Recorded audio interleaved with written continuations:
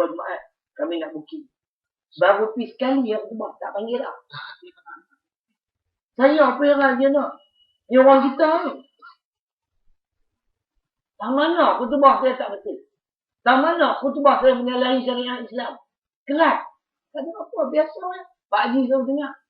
Kalau Haji Anwar dengar yang dia mana? Mana-mana. Kerat lah. Inilah orang kita ni. Aku tak percaya. Dia semangat sana. Yang saya pelik. Yang takut dia kat UMNO tu. Saya apa? Ni mesti ada UMNO mai. Ang panggil apa tu tadi? Jangan panggil ada. Kalau kita Haji Anwar. Esoklah Haji Anwar panggil saya main ni. Dia bunyi. Haji Anwar tanya dia. Ustaz tu khutbah tang mana tak kena? Satu. Yang kedua, hang boleh tak macam dia? Cakap macam tu. Aku lepas tak boleh main dah. Lepas tu aku hebat. Tak suka mampu. Main cakap lebih kurang kat aku. Kena. Saya memang kata. Lepas tu saya tak mahu gaduh orang. Saya ni banyak kontrol sikit emosi. Kalau saya keluar memang pedih lah. Tu di Selangor tu. Samsing juga banyak. Masjid-masjid. Satu masjid pun tak ada lagi yang berani main kacau. Jair kata nak tangkap. Tak main. Habis tengah tulis surat kat Sultan Selangor kan. Komplain. Pasal khutbah kan. Terlalu jelas.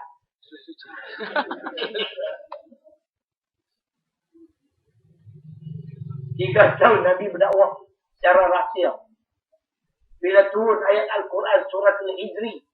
Surah 15 ayat 94. Fasda' bima tu'mar wa a'rid 'anil musyrikin. Wahai Muhammad, aku perintahkan kepada kamu menyampaikan risalah Islam ini dengan sejelas-jelasnya dan berpalinglah kamu daripada musyrikin. Waktu Tok Guni Abdul Aziz sebut dalam tazkirah beliau dalam surah Harakah dakwah ada 3 macam yang dikatakan hikmah itu lemah lembut, tegas dan perang.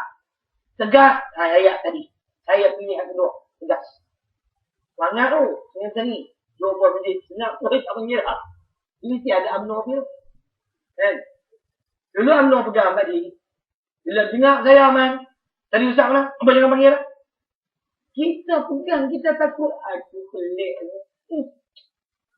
Patutnya saya yang takut tuan-tuan. Sebab saya risiko tinggi ni. Tapi tak ada apa pun jadi. Sebab bila kita, bila nak sedekah, ya Allah, rahmatilah aku. Musuh tak boleh buat apa. Mungkin dia apa niat ada nak buat. Tapi, dia pun fikir 2 kali. Ini wali-wali. Atau kita kena cari rahmat Allah. Macam kita lah tuan-tuan. Contoh mudah. Saya sayang pada anak sulung saya. Saya akan bagi segala perlindungan yang termampu. Betul atau tidak? Nampaknya nak kacau anak aku. Tabung apa? Itulah kita Allah. Kalau kita banyak zikir kepada Allah. Ingat pada Allah. Allah ingat kepada kita. Kita buat kerja agama. Walaupun musuh ramai. Musuh banyak. Musuh tak boleh nak buat apa. Mungkin dia pernah buat. Mungkin dia pernah rancang. Tak berjaya. 20 tahun lah tuan-tuan. Saya boleh tahan. Cuma lah nada saya korang banyak lah. Kalau banding ngomong-ngomong dulu. Haji Anwar kenal saya. Kapiak saja. Arwah ayah kita lah. Ayah apa? Pak Idir.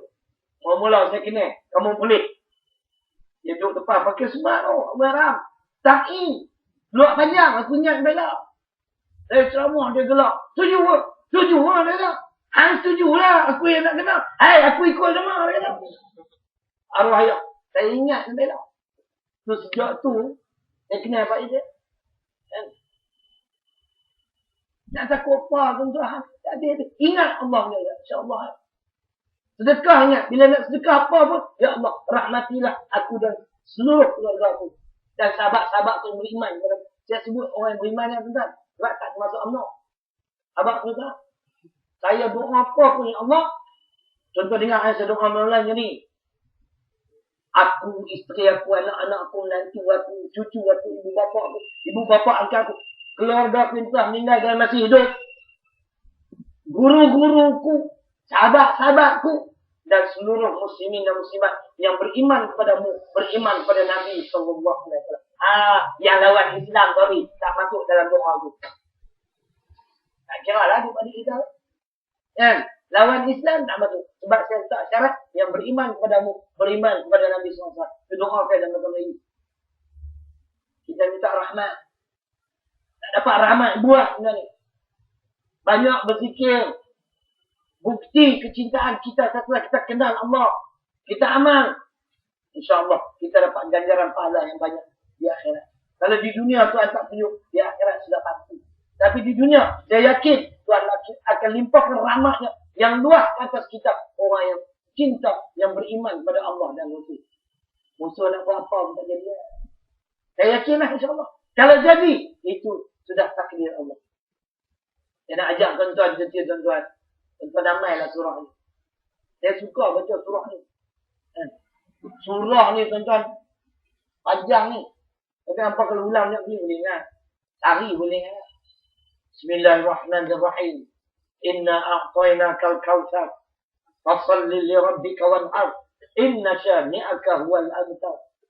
Oh punya. Punya panjang. Siapa tak ingat, ada makna nanti. Tuan-tuan dah. Tuan-tuan tak dah. Tuan-tuan, lihat. Ayat ni sebenarnya, kalau kita tengok betul-betul, Tuhan ajak kita dua perkara. Allah janji satu perkara. Pertama, Allah memperingatkan kepada kita apa yang kita nak bincang malam ini. Tentang nikmat Allah yang banyak. Memang dituju kat Nabi. Kita boleh jadikan pengajaran. Wahai Muhammad, aku telah kurniakan kepada engkau nikmat yang tidak terhitung banyaknya. Justru itu, tunaikan dua tuntutan aku. Aku garanti bagi satu benda kepada engkau. Apa dia tuntutan kepada Allah? Dua. Fasalli rabbik. Pertama, sembahyang kerana Allah. Jangan putuskan hubungan dengan Allah. Kalau boleh, saya minta orang kata rakyat. Pakai kata rakyat tadi. PKR. Kata rakyat, termasuk DWA. Orang PKR, yang Islam ni, jangan tinggal solat malam. Hubungan dengan Allah jangan putui. Kemudian wanhar, pengorbanan. Walaupun disebut korban, tapi dalam ni disebut bukan korban sembelih lembu sahaja, tapi apa saja bentuk pengorbanan yang kita boleh curahkan untuk Islam dan kebaikan umat Islam. Harta benda, tenaga, kita kena berjuang. Inilah pengorbanan. Allah janji. Inna syani'aka huwal abtar. Sesungguhnya Muhammad, sesungguhnya orang beriman. Siapa yang buat dua benda tu? Orang yang benci kepada kamu, pasti gagal. Apa nak takut? Tak tahulah tuan-tuan. Saya duduk tengok yang tu, dia duduk amal. Semayang jangan, hubungan dengan Allah jangan putui. Kalau boleh malam kena tiap nak bangun. Sedekah jangan kedekut.